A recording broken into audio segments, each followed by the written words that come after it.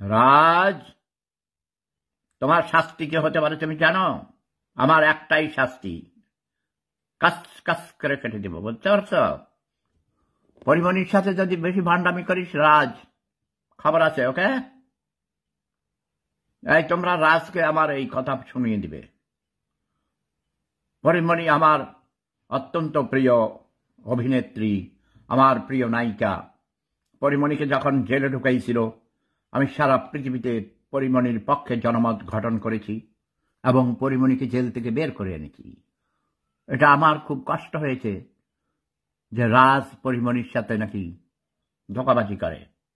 রাজ, তোমার শাস্তি কি হতে পারে তুমি জানো? আমার একটাই শাস্তি, কাস কাস করে কেটে দিব, বুঝতে পারছো? কি কেটে দিব?